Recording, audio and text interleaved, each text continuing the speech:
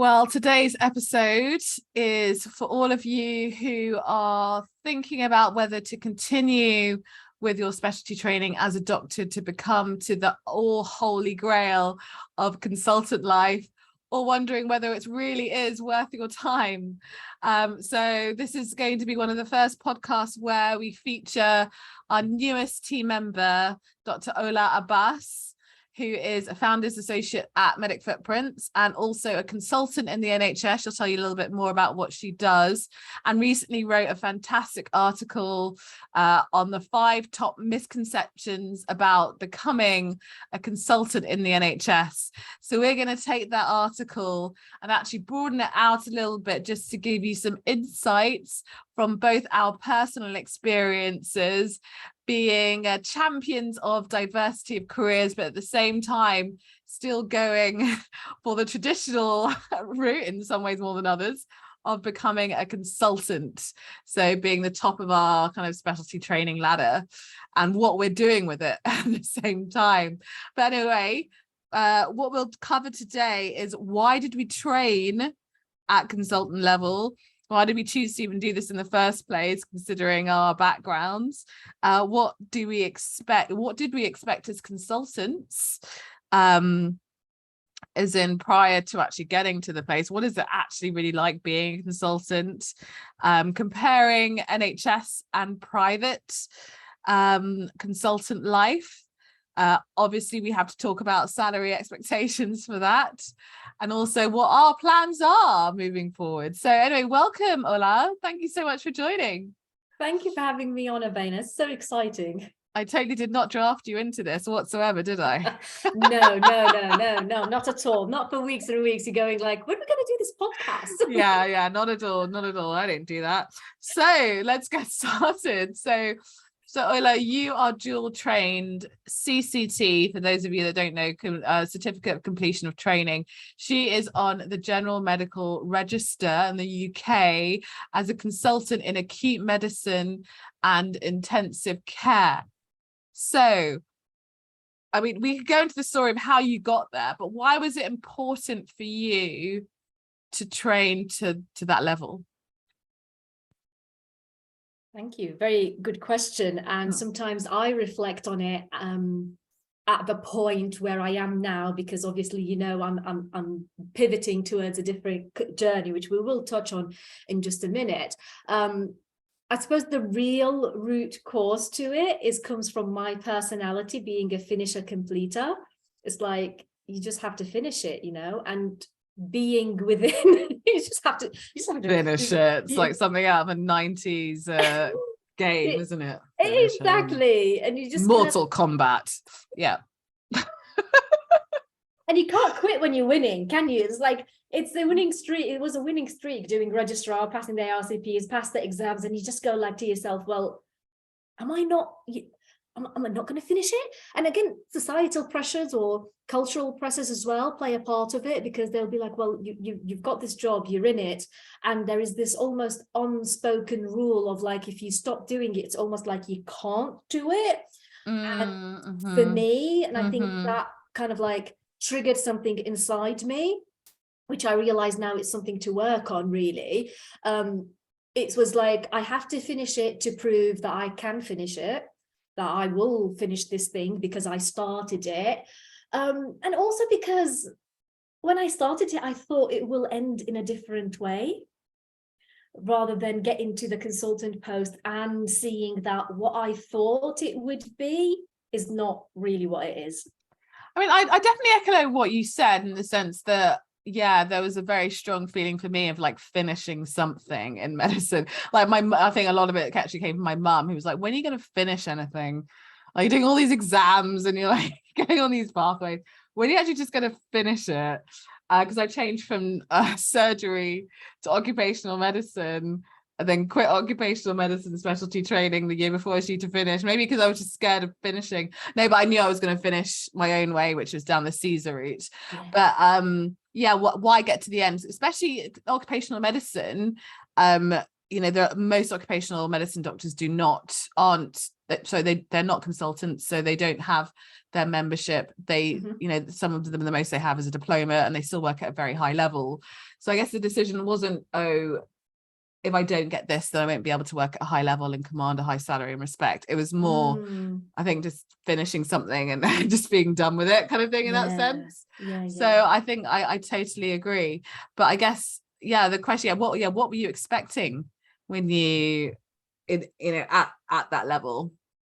Because what would life reasonably be like? I mean, what was I expecting? I think if I look at my medical or surgical career, what was I expecting? I was expecting maybe to just be, I think the ideal, but this has changed over the years, that the ideal would be, to be the authority voice and opinion, but not necessarily have to be doing all the legwork that the junior doctors do and command a higher salary. But I think now, you can see that when you get to consultant level, especially in the NHS in particular, you have that authority voice, but you're still kind of quite far down the hierarchy. You have the voice, you can talk, but your voice is on mute. Your voice is muted, more muted than you realized.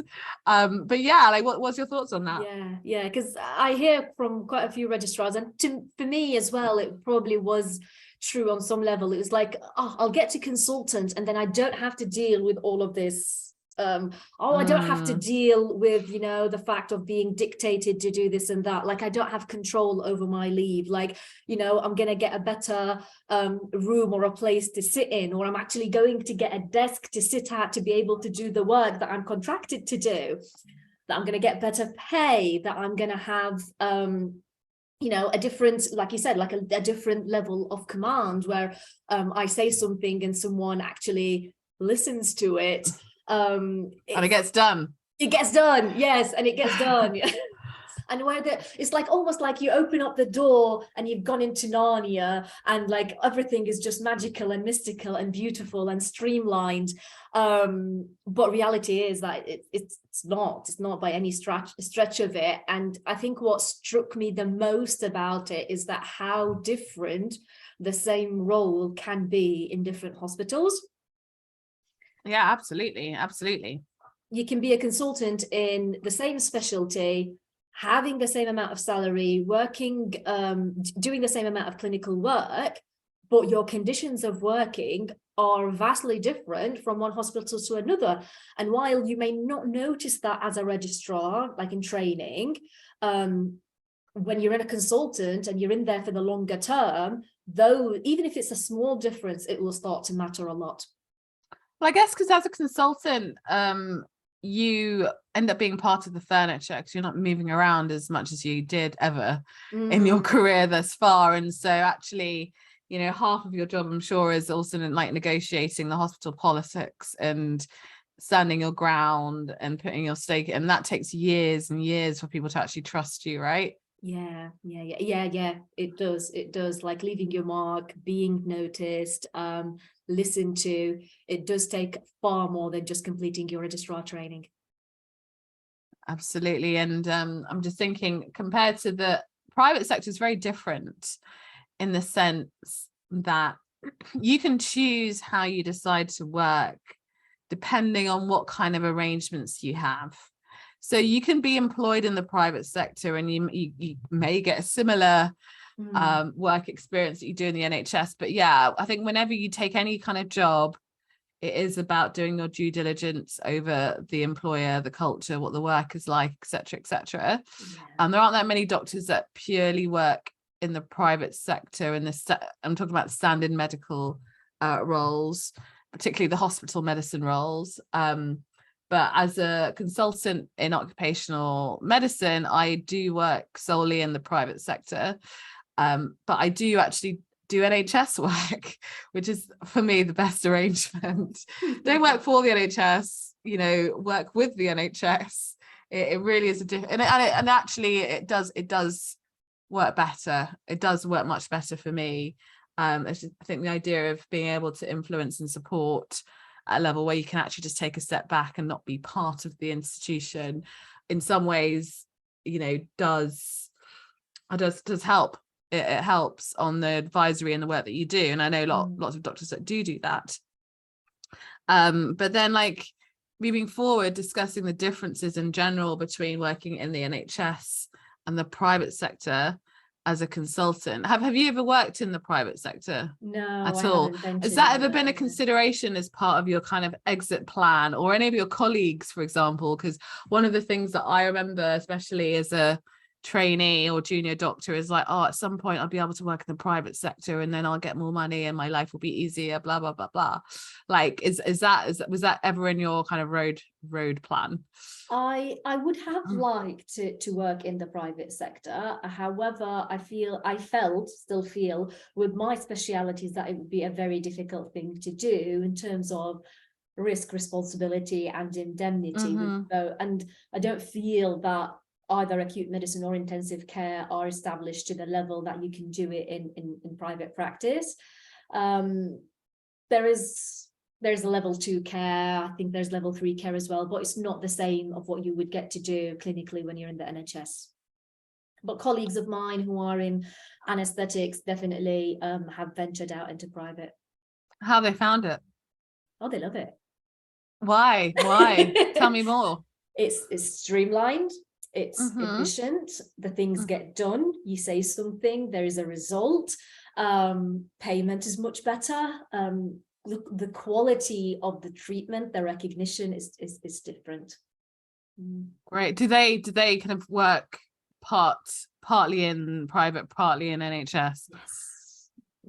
And how do they find balancing the two? With great difficulty, because they still have full-time jobs in the NHS, so they'd have to do the 12 PAs to be able to give time to private care. How do they do that then? I have no idea. I'm struggling with 10. and why do that? Why do 12? No, why do both if they're obliged to do? Yeah, but I guess it takes away from the time, your work-life balance. Yeah, well, then again, that opens up the bigger can of worms. Do we really have work-life balance? And that, the answer is no. But yeah, some people choose to do that, and they choose to work that much to get the money for whatever purpose that they need it for. And this, so go on. Oh, I suppose as doctors, it's not very well established for us as other ways of making money other than, so you do your regular job, you can locum or do private. That's kind of like the ways that we are conditioned to think about, how am I going to get extra money to put my children through private school kind of thing. We don't think that like we can use our skills into doing something else that will be far more profitable, that will give us a better balance in life, and we can still use those doctor skills in it. So I suppose that's part of it as well. Yeah, I mean, like, we only know what we know, and especially if you have only worked in the NHS or you haven't really had any exposure to life outside of the NHS, maybe personally or through friends and family, then you'll constantly be trading your time for money on that sense, without realizing that, beyond the usual investment pathways, there's plenty of other opportunities to earn without having to actually do more work, so to speak.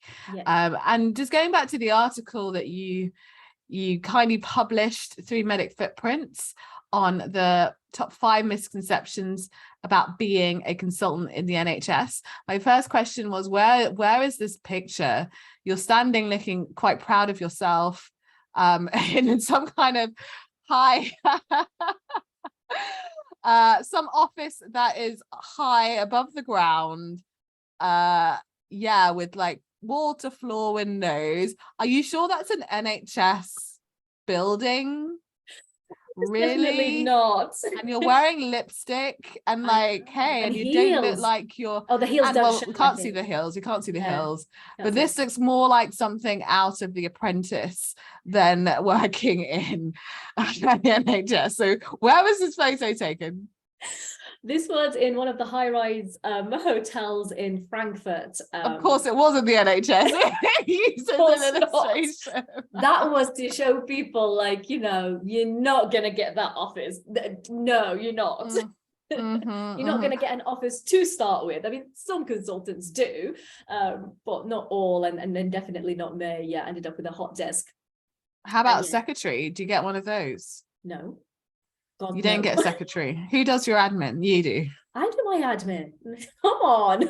Gosh, well, you've had years to really get to grips with the admin, and that's the one thing you learn from day one as doctors, admin. Yeah. But going back to what you're talking about, reaching the pinnacle of your NHS career, in the article you also refer to, reality is you'll be finding yourself at the base camp of yet another mountain you need to climb. So I'd love to hear from you what that realistically looks like in your specialty. So speaking from my specialty and the way that I work, I feel like I've climbed my mountain, and there are lots of other mountains that I could potentially climb if I wanted to, or I could go to the beach.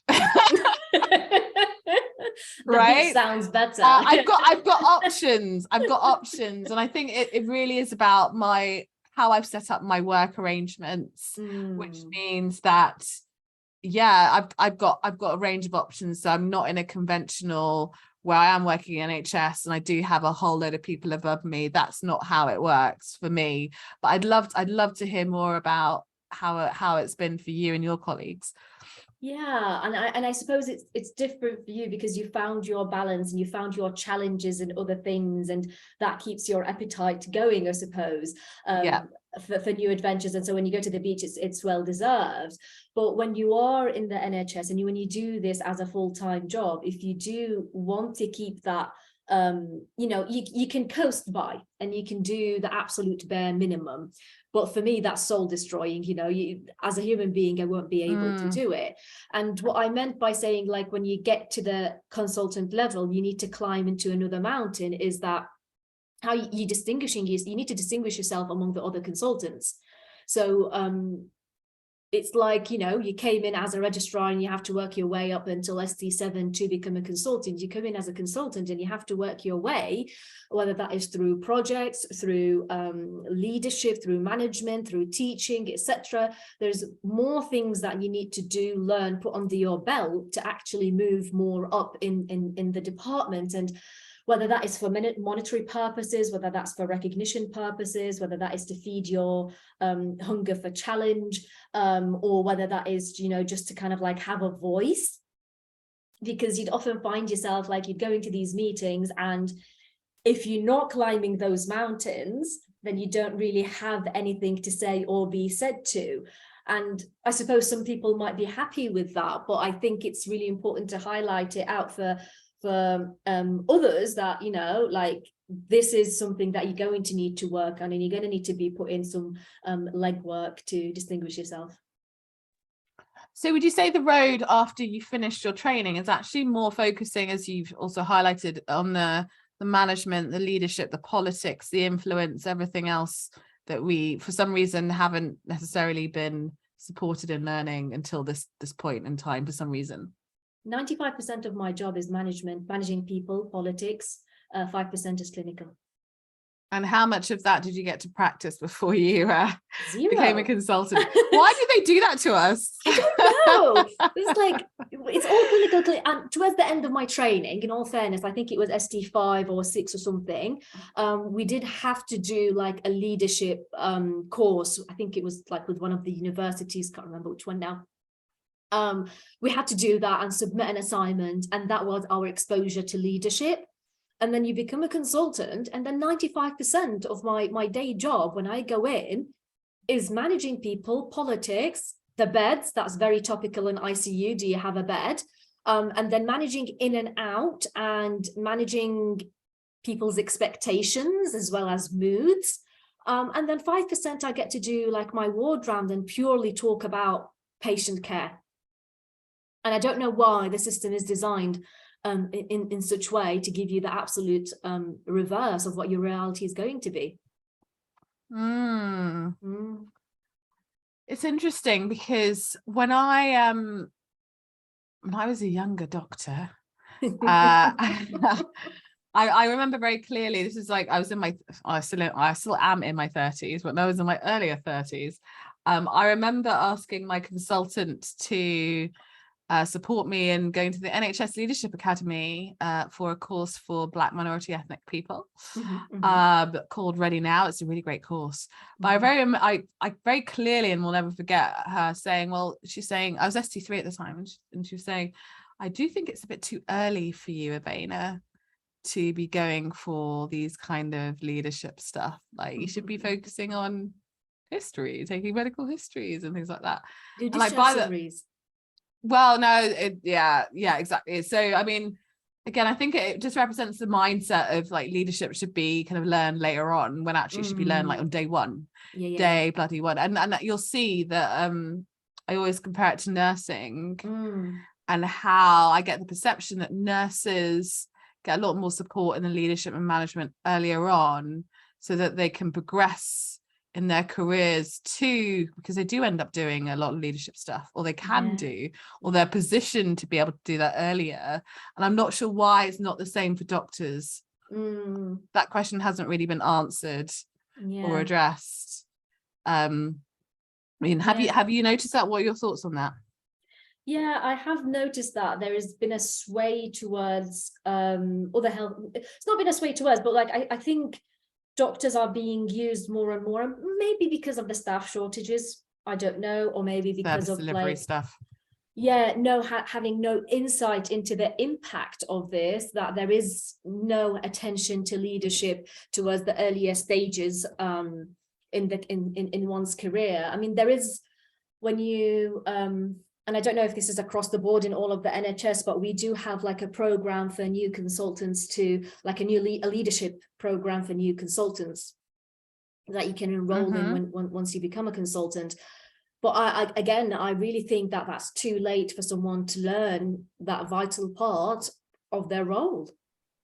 Yeah, totally agree. So why, I mean, actually, let's go on to salary. Yep. It's not that good, guys. Yeah, so what were you expecting from a salary perspective? Actually, I kind of think, like, what was I expecting? I mean, like a lot, like most doctors, we're not really driven by the money, or else we'd be kind of in a hedge fund or somewhere. So actually, I didn't really think much about salary, but all I knew is that I would be getting more, and it would be stable and reliable, which is completely the case as long as you keep your GMC number in your practice. But if we look at the realities of pay for doctors, also in relation to other similar professionals, and how it's changed over the years, what exactly are we looking at these days? So for me, the salary hasn't really been an issue until it's like I've not noticed it until I started to venture out in business. Yeah. Because like you said, it's an lift up from what we used to be paid as registrars.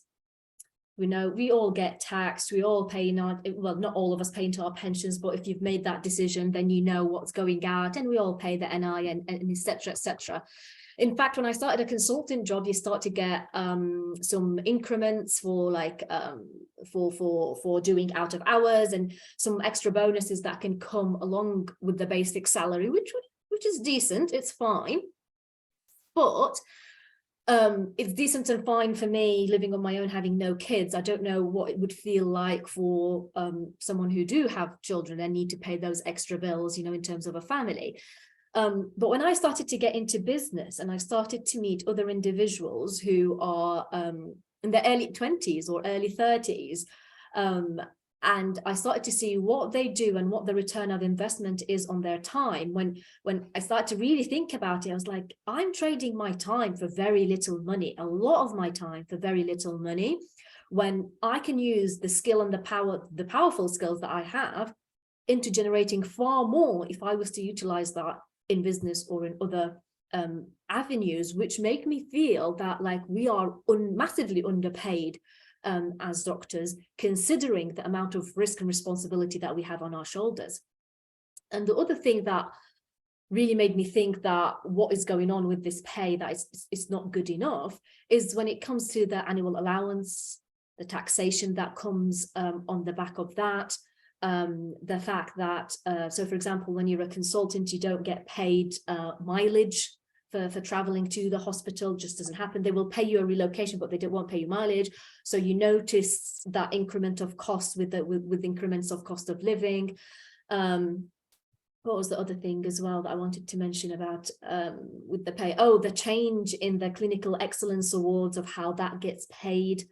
Some people say it's become more fair. Some people says it's become less fair. The change in awards, again, when you get an award and how you get paid for it, that has been termed. To be honest, I've not really sought any of those awards because it's just complicated with the payments and the amount of work that you had to do to get them in the first place. So yeah, that's when it kind of like really struck me as, hold on a second. So I'm a consultant and I'm in like my 4th year of my pay scale and I've not hit 6 figures. I'm like, what's going on here? You know? And you can see in the alternate universe what other people are making. And it's not about the money at the end of the day. It is about reward and recognition. And if you feel like, you know, trading so much for little back in return, together with everything, with other misconceptions about the job, you just go like, hold on a second, there's something else better here. Yeah, no, I think you've made some really interesting and insightful points there, and it's made me reflect on actually, yeah, being more cognizant of the value of money. Yeah. Or not, actually just understanding money in general, because like I did not really understand my paycheck at all until actually quite relatively recently, when relatively recently, when I ended up, well, now I've got 2 limited companies. I'm employed by one of those companies. I take dividends for the other company. I'm like on my accountant's back all the time asking questions about tax. I never did any of that when I was in the NHS, because it's all done for you and you just assume whatever you get, you get. But I think another point is I did recognize how, as like you've alluded to, how doctors are valued in the NHS compared to in the private sector. You could have you really recognize what your market worth is. And it's not to say it's just about the salary at the end of the day. It's also about, you know, the pension. So NHS pension, you know, even though they've changed it every few years, you still won't get a better pension than the NHS pension. And for some people that's hugely important. But for others, you know, pension is like generation away, and it's like, well, actually I'd rather, there's a lot more priorities that mean more to me in my life in the day to day, assuming, you know, not knowing how long I'll actually live anyway to see my pension. But I mean, I think that's just another important factor for doctors to think about when they are stepping out. It's not just the bottom line salary, it's all the other stuff that comes with it. But the reality is, you'll see that doctors' salaries in relation to cost of living has dropped over the last 10 years quite substantially. Some people quote up to 30% in real terms. I mean, that's huge. That is huge.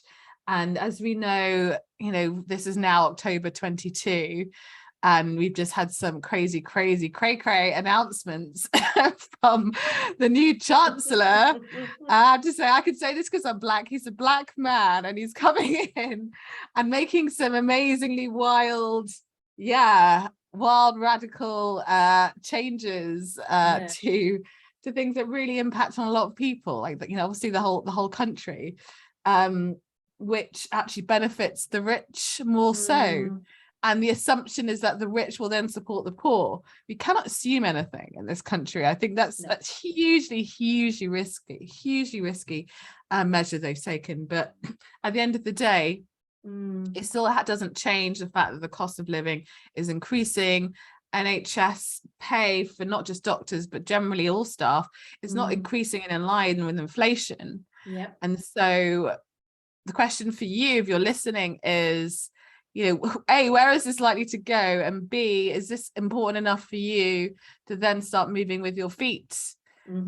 Because as you said, like, money is not it's not the be all and end all for anyone, definitely not. And job satisfaction is probably one of the biggest ones up there, well-being and job satisfaction. But we know that a lot of doctors aren't finding that in the NHS right now. They're not finding that in their jobs, and they are exploring or looking elsewhere or moving elsewhere. But these are all factors that I know that doctors will consider, because I know so many doctors, I've had so many stories of doctors where they get to a point later on in their careers and they're literally like a year away from CCT, or they've delayed CCT for some reason, usually not always consciously, sometimes unconsciously. They say, oh, I'll just do a PhD, oh, I'll just do this fellowship, or I'll just do something that doesn't get me to CCT. And then they're like, actually, I just don't want to do this, I just don't want this career. It's like the most competitive specialty ever, and I'm saying no to it. I'm saying no. And it's a really, really challenging thing to do. And I think I think depending on what stage you are in your specialty training or your career in medicine, I would definitely recommend you stop and pause every time you're about to commit to a training program that takes you to the top, whatever the top is. Because reality is, you don't have to be at the top to work sustainably in a specialty that you love. You do not have to do that. And maybe I'm referring to becoming an associate specialist. Maybe I'm just referring to working as a doctor, general medical doctor, medical officer. You know, you can have great satisfaction in those kind of roles. It's not to poo-poo it at all. It just depends on really what you want for your life. What are your thoughts on that? Yeah, no, absolutely. Because I think we get into this very, very narrow vision of like, I want to get as much as possible from this career because I'm in this competitive, very sought after. A lot of people will be grateful to have what I have kind of view, and we go all in. And also, let's not forget the culture in the NHS. It's a culture that asks for more, demands more. It's almost like I was reading something the other day about if you're just doing the requirements of your job and you leave on time and you come in on time, then you are silently quitting. There's this concept of silently quitting because you're not going way above expectations. Quiet quitting. Yes, it's like you're not delivering more, you're not giving more, and there's that very strong expectation in the NHS, especially of doctors, and so we feel like we do need to burn ourselves to light other people's way, and we end up forgetting about the other things that are a priority for us in our lives and that have kept us going for such a long time. I don't really see many doctors kind of quiet quitting. I mean, I'm not saying there aren't any, but as you said, like I think the nature of a doctor is just to kind of go above and beyond, and I'd say kind of a loud quitting is probably better term. Well, that's the thing, like I think we don't do the quiet quitting, and we keep on giving more even though that we can't give anymore, and then we fall apart. Yeah, exactly. Crisis quitting. Yes, I think is like that. Crisis quitting. Yeah. So well, I think we've come to the end of that discussion. Ending on a crisis. Ending on crisis.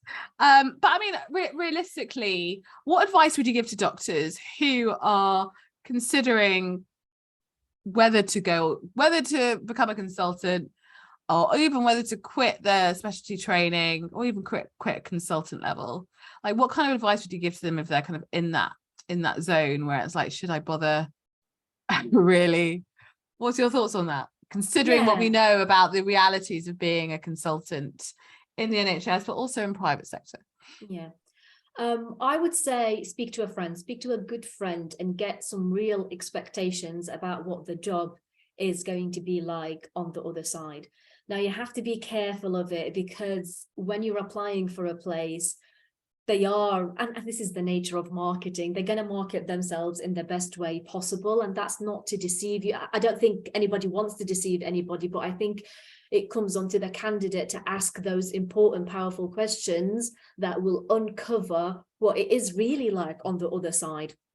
Because think about it, you're getting into a marriage, and yes, you can get a divorce later on, but do you really want to get into a marriage to get a divorce later on? Just have a think about that. So I would say ask ask questions about what the real expectations are. Be prepared from a financial point of view, because a lot of us, majority, if not all of us, we don't know about our finances, and your pay will be,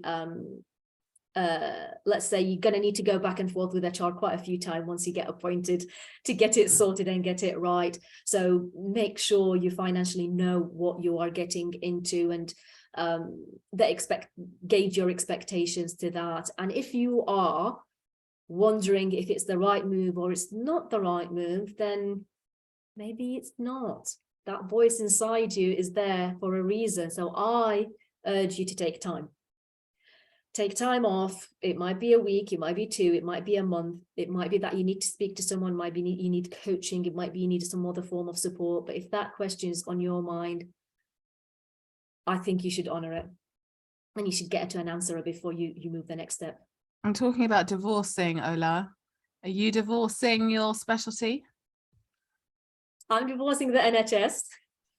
Oh, why have you decided to do that after everything it took to get there in the first place, with not 1 but 2 specialties, CCTs? It's been a long, arduous journey, and I have come to the conclusion that for me, to align with my values, to honor my priorities in life, because at the end of the day, it's not just about working and going overboard at work. It's about a lot of other things that are important to me in my life, and also the fact that I can see what is out there, and I can see that I can have a bigger, more positive impact, and a voice that's not muted in other avenues around medicine or around clinical, or not entirely not related to it, but they speak to my values and to my passions. And so, yeah, I'm drawing up the divorce papers.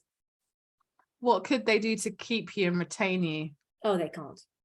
Why not? Money can't buy me back, and that's pretty much the only bargaining chip that they have. Really? You think money's the only thing they could offer you to bargain? Would there not be anything else? Think so, you know, someone like you and me became the head of the NHS, and we know that throwing money at people doesn't always work. No, it doesn't. But that's other things that could potentially go much further. What, you know, sky's the limit. What could they potentially offer you that would keep you there? It would need a radical transformation in the way that the NHS treats its doctors. Yeah. It goes beyond, and it's like I said, it's not the money, it's about value, it's about recognition, it's about having that voice. It's really about a lot of other things. The paycheck, I mean, we're always going to make money. We're so highly qualified. I'm so highly qualified. I'm always going to find you know. You are definitely an employable person. Exactly. Yes. And you know, I'm resourceful, highly qualified. I'm always going to find ways to make money, but it's about how you feel when you're making it. And for me to be persuaded into staying, it's going to need a major transformation in the way that things are done, and also in the way that people even think, so to speak. Yeah. Well, let's end it there. Thank you so much for your candid thoughts on that, Ola. And as we know, there are lots of opportunities for doctors to get further one-to-one support from us at Medic Footprints. If you are interested, please feel free to join our membership. If you go to the Medic Footprints website, medicfootprints.org/go premium, there is more information there on one-to-one mentorship from ourselves, as well as CV reviews, as well as literally like hundreds and hundreds of hours of webinars on various career opportunities, and more. And you get the podcasts very shortly after they're recorded and not months later like everyone else. So that's just some of the benefits of joining us as a member. And if you have any questions about anything that we discussed today, feel free to email us at team@medicfootprints.org. Anything else to add, Ola? No, thank you very much. And I have to say that Medic Footprints has definitely been a big support in terms of being part of the community and listening and seeing what other options are out there, and also finding other people that are on the same wavelength, because we can be made to feel like we're the odd one out when we want to divorce the NHS. So people, you've got other people that have your back. Well spoken, well spoken. Thank you. Me, thank you. Thank you.